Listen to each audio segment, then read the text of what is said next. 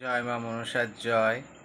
বাসন্তী নবরাত্রির শুভেচ্ছা। সর্বমঙ্গলা মঙ্গলে শিবে সর্বার্থ সাধিকে শরণ্যে ত্র্যম্বকে গৌরী নারায়ণী নমস্তুতে। তিথির স্বল্পতার জন্য আজকে সকালেই তৃতীয়া ছেড়ে চতুর্থী লেগেছে, কালকেও সকালে চতুর্থী ছেড়ে আবার পঞ্চমী লেগে যাবে। যাই হোক, আমাদের আজকে একটু বিষয় নিয়ে কথা বলতে চাই, সেটা হচ্ছে পুজো। পুজো কাকে বলে, পুজো আমরা করি বা কেন, বা উপোস বা উপবাসের রহস্য। যতটুকু সময়ের মধ্যে আমি পারছি বলছি। ভগবানের সাথে ভক্তের যে মিলন, প্রত্যেক দিনের যে ভগবানের সাথে আমাদের একটা সম্পর্ক তৈরি করা হয়, তাকেই পুজো বলে। এই পুজোরও নানা রকম বিভাগ আছে। কোনোটা কাম্য পুজো, কোনোটা সাত্ত্বিক পুজো, কোনোটা রাজসিক পুজো, কোনোটা তামসিক পুজো। এই নিয়ে একদিন আলোচনা করব। যাই হোক, তাকেই পুজো বলে, যে যার দ্বারা আমরা ভগবানের সান্নিধ্য লাভ করি, ভগবানের কাছাকাছি পৌঁছাই। এছাড়া উপোস। উপোস এর কারণ কি? এখন টিভি খুললে, ফেসবুক খুললে, ইউটিউব খুললে উপোস নিয়ে অনেক রকম টোন টিটকারি আছে, যে উপোস করলে যদি ভগবান সন্তুষ্ট হতো, যারা না খেয়ে থাকে তাদের ভগবান রাজা করে দিত।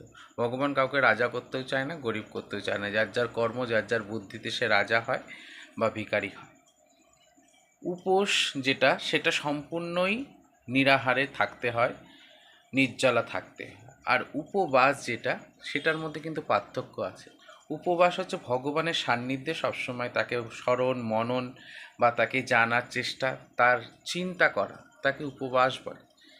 এখন আপনি উপোস করে ঘুরে বেড়াবেন, ঘুমিয়ে থাকবেন, ফোন ঘাঁটবেন, ঈশ্বরের কোনো চিন্তাই করবেন না, আর সবাইকে বলে বেড়াবেন আজকে আমার উপোস, আজকে আমার উপোস, তাতে কিন্তু কোনো ফল হয় না। তার থেকে আপনি খেয়ে দিয়ে ঈশ্বরকে যতটুকু পারুন ডাকুন, সেটা ভালো। আর উপবাস তাকেই বলে যাকে ভগবানের সান্নিধ্যে থাকার। উপোস করলে সম্পূর্ণই, যেটা ব্রতের মাধ্যমে হয় উপোস যেটা সম্পূর্ণ না খেয়েই থাকতে হয়। এইবার হচ্ছে, উপোস করলে কি সত্যিই কোনো ফল আছে? অবশ্যই ফল আছে। আপনি আপনার সংসারের কথা ভেবেই দেখুন, আপনি যখন উপোস করছেন সারাদিন আপনি কোনো আহার গ্রহণ করছেন, তার ফলে আপনার যে প্রত্যেক দিনের যে আহারটা, সেটা কিন্তু বেঁচে যায়। এবার যখন 10টা মানুষ উপোস করে, তার 10 জনের খাবার। এরম করতে করতে যদি আমরা 100 জন উপোস করি, তাদের একটা খাবার পরিমাণ বাঁচে, যেটা হয়তো যারা না খেতে পায়, একদিনের ওই সমস্ত খাবার একত্র করলে সেই পরিমাণের খাবার যেটা আমরা ত্যাগ করলাম, সেটা কিন্তু একটা খাবার সঞ্চয় হলো, যেটা জগতের মঙ্গল হয়। ঈশ্বরের প্রতিটা কাজ কিন্তু জগতের মঙ্গলের জন্যই তৈরি করা। কোনো এর মধ্যে বিভেদ কিছু নেই। এর মধ্যে যে ভালো খুঁজে পায় ভালো, খারাপ খুঁজে পায় খারাপ। আর আমাদের হিন্দু ধর্মের বা আমাদের বাঙালিদের মধ্যে বেশি খোঁচাখুচি ধর্ম। আপনি কিছু পুজো করছেন, আপনাকে কী করে অপমান করবে, কী করে নামাবে সেই জায়গা থেকে, আপনার ভক্তি কী করে নষ্ট করবে, সেটাই বেশি চেষ্টা মানুষের ধারণা থাকে। তা সেই সব না করে, যে ঈশ্বরের নাম করছে, ঈশ্বরের ধ্যান করছে, তাকে সময় দিন, তাকে যেন আরও ঈশ্বরের কাছে পৌঁছে দেওয়া যায়, তাকে সেই পথটা পরিষ্কার করে দিন, তাকে সাহায্য করুন, তাকে উৎসাহিত করুন।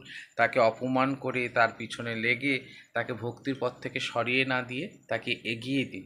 অনেক পরিবারেও এরকম হয়, যারা হয়তো একটা সন্তান ঈশ্বরের প্রতি খুব আগ্রহ, কিন্তু বাড়ির লোক সেটা চায় না যে ভগবানকে সে ডাকুক বা ঈশ্বরের পথে সে এগাক।